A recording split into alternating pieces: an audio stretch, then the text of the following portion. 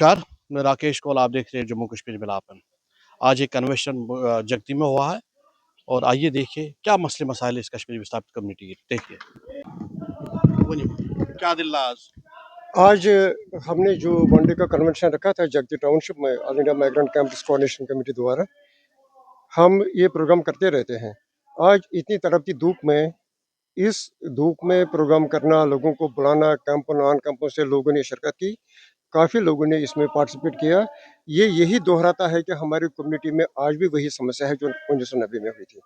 इनका इजाला कैसे होगा, इनकी समाप्ति कैसे होगा, ये प्रॉब्लम्स मिटिगेट कब होगी, भारत सरकार हमारी बात कब सुनेंगे, इसके लिए हमने आज ये प्रोग्राम रखा था।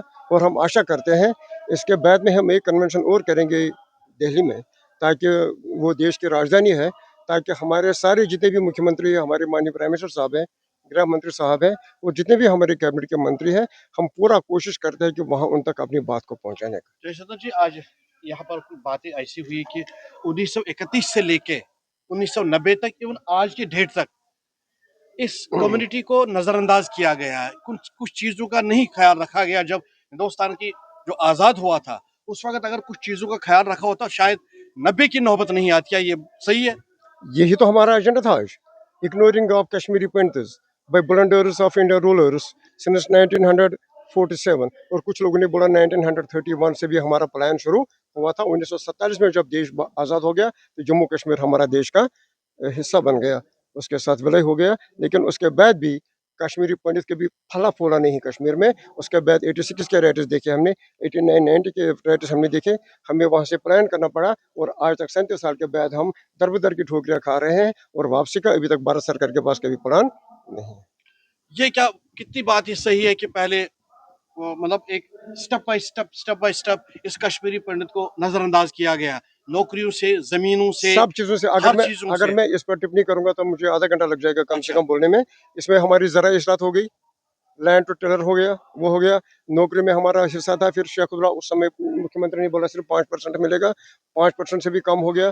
एजुकेशन में हमारी यही हालत हो गई है, कल्चर में हमारा ये हालत हो गई। उसके बाद जब हमें घर छोड़ना पड़ा फिर हमारे पास लास्ट में कुछ रहा ही नहीं। तो इसलिए हम कहना चाहते हैं, इसके लिए सारी कम्युनिटी को उठ के सोचना पड़ेगा, क्योंकि हमारे मसले हल होने का कभी अंत नहीं हो रहा है। कम्युनिटी देख रही है, आपको क्या मैसेज है? वो देख रही है। मैं यही कहता हूँ कि ये कौम, ये देश, ये हमारा है। हम बार बार देश को रिक्वेस्ट करते हैं, हम माननीय प्राइम मिनिस्टर, हमारे गृह मंत्री साहब को, जो वर्तमान में हमारी स्टेट और सेंटर में गवर्नमेंट है, कम से कम हमारी कौम की तरफ देखो।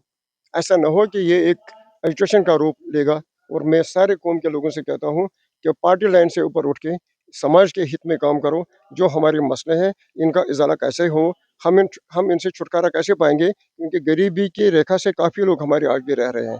घर हमारा कहीं नहीं है, परमानेंट रेपुटेशन हमारी कहीं नहीं है, गवर्नमेंट के पास कोई प्लान हमारे लिए नहीं है। क्या हम इस देश के नागरिक नहीं है?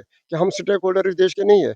क्या हमने देश के लिए कुर्बानी और काम नहीं किया है? वो हमें पता हमारे पास कितने प्रॉब्लम्स है। और आज भी हमारे जागते में बाहर के लोगों को ज़मीन दी जा रही है, अलॉट की जा रही है। क्यों? ये गवर्नमेंट फ्री की ज़मीन है और हम यहाँ रहते हैं। हम भी पढ़े लिखे हैं, हम भी डिग्री और डिप्लोमा होल्डर हैं। हम यहाँ यूनिट नहीं खोल सकते हैं, हम हॉस्पिटल यहाँ नहीं खोल सकते।